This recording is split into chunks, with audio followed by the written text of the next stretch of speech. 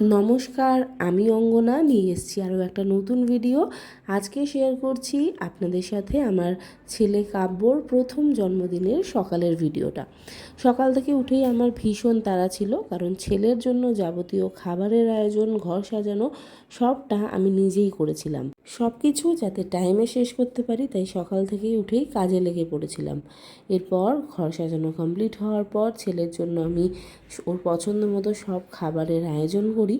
আর এখানে যে কটা ভাজার দেখছো সেগুলো কিন্তু সবই সেদ্ধ। আমি কোনো সবজি ভাজিনি, যাতে সব কটা সবজিও খেতে পারে এবং কোনো খাবারই ওয়েস্ট না হয়। তো এখানে আস্তে আস্তে প্রথমে ওর দাদু ভাই, তারপরে দিদুন, তারপরে ওর বাবা এবং তারপরে আমি ওকে পায়েস খাইয়ে প্রদীপের তাপ মাথায় দিয়ে আশীর্বাদ করি।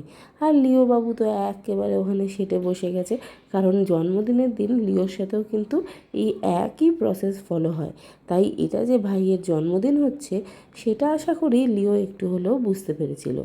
এখানে দেখছো ও দিদুনের হাতে পায়েস খাচ্ছে, এবং যখন ও সবার হাতে তৃপ্তি করে পায়েস খাচ্ছিল আমার ভীষণ আনন্দ হচ্ছিল।